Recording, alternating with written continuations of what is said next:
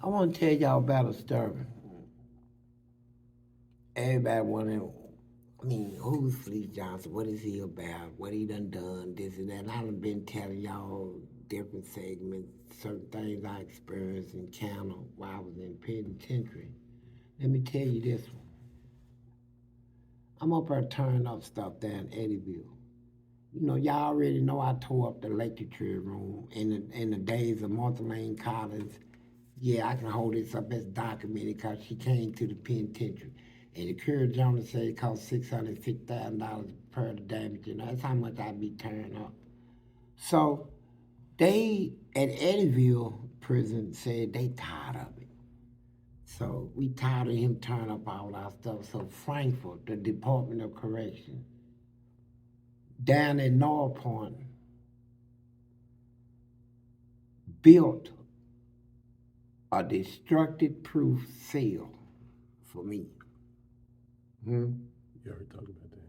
Hmm. They built that cell for me, put me in naked.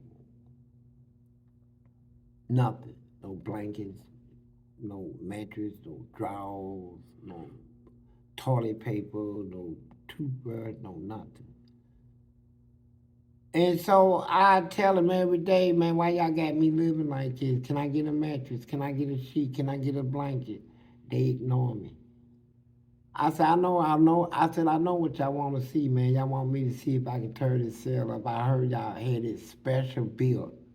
Everything was bolted to the floor. Big old steel plate over the door with little peepholes in the window. Everything. It was messed up, and then when they bring me food, it'll be in a paper cup, paper plate, stuff like that. So summer went, 4 months went by, 5 months, 6 months. I'm still naked. Naked. Ain't caused no trouble. Ain't did nothing deserving of this. Then wintertime sets in. So I'm sitting in there now. My whole body turned to white ash look. White ash all over my body. Let me complete it. I want to tell this the magnitude of it. You know, 'cause even though I discussed this before, not in this depth, I want you to feel me on this. That and then I said, okay. I laid on the bed, concrete. The whole bed is made out of solid concrete. And I lay down on it. And I'm in there smiling to myself, laughing. Some nurse peeked through the door. I couldn't stand her. She was a big white nurse with big fingers. Oh, let me tell you about this. This same nurse. So she said, Mr. Johnson. I said, what? Do you know where you at? I said, yeah, I know where I'm at. Why? She said, I see you in there laughing and all that stuff. She didn't understand that I could take my mind, put it on something joyful, and the joy would override the pain. I did that a lot, but I had one encounter with this white woman. Encounter, I want to tell you about it. I'm going to keep it real with you. You know, it's something that's shameful, but I'm going to tell you, right? One day, I got tired. Before I tore that place up, I said, man, I need something to work with. They got me in this destructive proof cells. I need something to start prying into the brick and stuff. So I went into the forensic lightning and I beat it until I loosened some screws up there, and they was like in 6-inch screws, the great big fat ones, went through there. So I put them between my fingers, like I had three of them. Fold my fingers up there, these, and they had them sticking out like it. I could use these as weapons, man. This is dope. 6 inches, some big fat screws. And so then I said, well, I'm gonna try them. I'm gonna try them. They brought me they brought me my dinner tray. So I said, here's how I'm gonna do it. I said, I'm gonna start lighting them up because I ain't did nothing yet, and they been hearing about all the stuff I did at Eddyville. They want to see if I'm that tough, right? So I said, I'm getting ready to stop all this foolishness because I ain't gonna freeze to death in this cell, man. Uh, so God come through. So I took them big old screws, some big 6-inch screws, and I said, hey, punk. And I dropped them in the sink. The sink was made out of steel. And when it hit the sink, it made that noise. Now, he knows I ain't supposed to have nothing in there to make noise like that. So he said, you got a weapon in there? I said, what do you think, punk? You know. So he said, I'll be back. So I know they coming back. So I said, I can't let him find these screws. You know, this is gonna be my groundbreaker. Get me up. I'm gonna pick a hole through this whole wall. All I need is something to dig with, and I dig till I create a hole. That's how I bust through stuff. And so I heard some noise, and I peeked through the crack of my door. I could see all the way down the hall. They suiting up. That's a term we use in prison when guards put on the heat. They get ready to ride for you. They getting their billy clubs and they putting on all their stuff, you know. So now I gotta get rid of the screws. So I took the baggie that was on my paper tray, and I put the screws in there and wrapped that around bag, folded around the screws real good, especially around the needle part. So I had 3 of them big 16 screws in there, right? So I, dumbass as I am, I said I got to keep these screws because they keep running in here. I got to have a weapon to fight back. So I kingsted them. That means stuck them up my ass. All 3 inches of them 6-inch screws. So here they come in my cell. So I thought it was gonna be a little walk in and walk out. If you don't find the screws, they gonna walk out, right? So they came in there and said, turn around and be handcuffed. So I turned around, let them handcuff me. They opened my door, come in there. So they got me up, standing up against the wall. They said, what was it? And the guard said, well, I heard something hit this metal, and it had to be metal. Metal on metal. He said, I know what I heard. So they searched the cell. You know, like I said, my bed is made out of solid concrete, so ain't no looking under the bed. It's concrete come from the floor. So it's an easy search.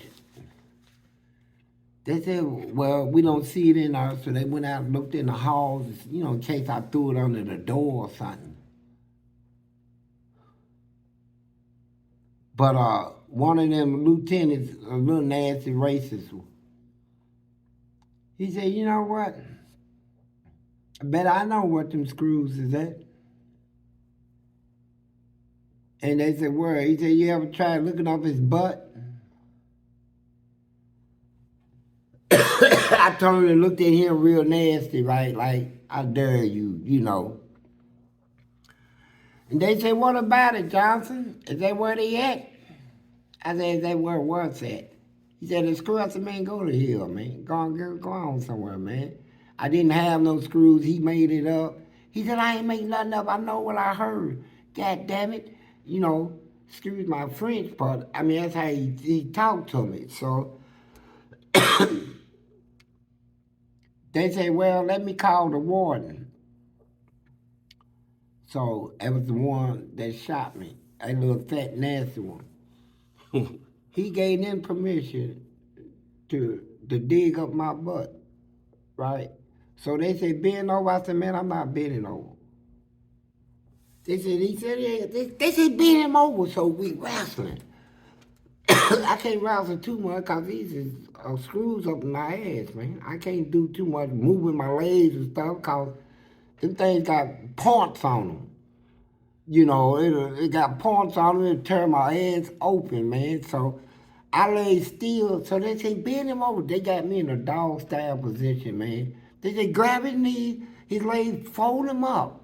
They say, and then one of them was choking me, man. I'm already handcuffed from behind the back, and my feet is handcuffed. So I just lay still right there, man. I'm dog style, butt cocked up in the air. This nurse, I can't stand her to this day, man. Like I said, she got them big old fingers. She looked like, I don't even know if she's a woman. I swear I can't even say she's a woman for real, man. Not to me, man.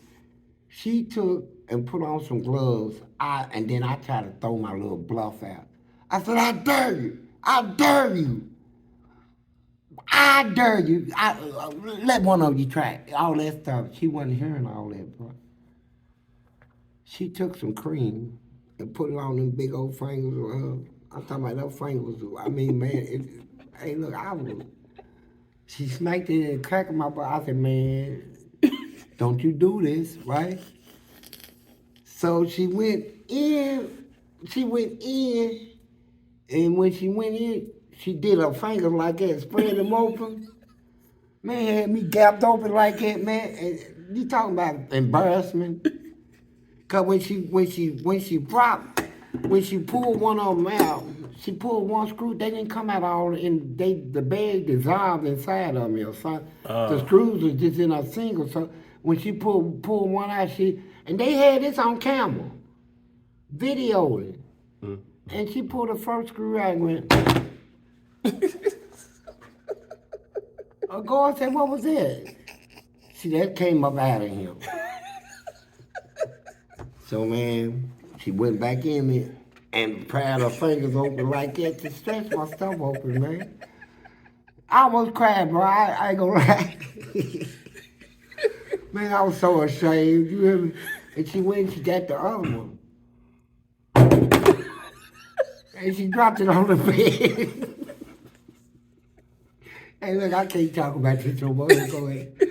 No, go ahead. Man, I'll tell you, man, it was It's one more though. One more left in there. So I'm trying to, I caught myself trying to squeeze the muscle inside my butt, man. You ain't going back up in me like that, man. She said,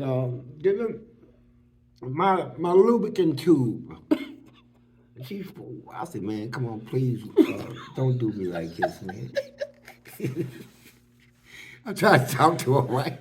I said, come on, man, please don't do me like this, man. And she said, hold still, Mr. Johnson. I said, come on now, man. Look, y'all know we got two out of me. Why don't y'all just step out and let me sit on the toilet? Now, the lieutenant said, no, we're not going to do that. That's a weapon. Get it out of him. She said, hold still. And she smacked my ass cheek. I said, boy, I'm going to get her. And she went in my butt and did her fingers like that again. Spread myself. Man, I almost died, man. I just sat there. I was so ashamed, man. I couldn't even get up. Matter of fact. Did she get the third one out? Yeah, she got it out. And as soon as she got it out, she looked at it for a while and went. She said, there it is. She said, see it. And she took her gloves off and stuff. She said, you'll be all right, Mr. Johnson. Can you walk? Now, remember I said she kept putting lubricant up my butt, right? Mm-hmm. So, I'm still handcuffed and leg shackled. So they turned all the guards. We got everything. So now it's time for them to evacuate my cell. So they leave one by one. One guard, he was holding my handcuffs, right? The other ones was leaving. So when they all stepped out, he let go of the handcuffs. And then he stepped out and the door shut. Now, I got to walk up to the door and bend down and let them take the handcuffs off, And then they'll pop the bottom thing and take out the leg shackle. So, I try to act like I had an attitude, right? I stand up, mean ass attitude. I'm tough shit. I'm cussing. I said, man, I'm telling you, I'm gonna get everybody involved in this. And I took a step. Every time I take a step, you know, all that grease and stuff was still up in my crack, right? So when I took a step, it went, and I stopped. I said, man, shit. They said, come on up here, let us take the handcuffs out. I said, man, took another step. I said, man, I can't do this, man. They said, do you want the handcuffs out for you, boy? You know, so I took a couple more steps. They took them off for me, man, but I will never forget that. Ever. That's it. What kind of cups you got over there? Oh, this is this is what we on, hustle spirit. Yeah. Hey, it's insulated cup, man. I'm talking about insulated. You know, it's fire. And what I like about it most, not only that it's insulated, but the straw is stainless steel. So you can't get no better than that. And this is what I represent. I'm a warrior. That's right. Well, I don't know what I was when she took the screws out of my butt, but I like to think I survived it, so I must be something, right? You know, Well, we want to say thank you to everybody for joining in again, and again we appreciate Anton Daniels for coming in town interviewing right, Fleece. right. That was pretty cool. And, Anton, the brown ass, buddy. Once they see the interview, they'll know what you mean. We'll holler. Holla.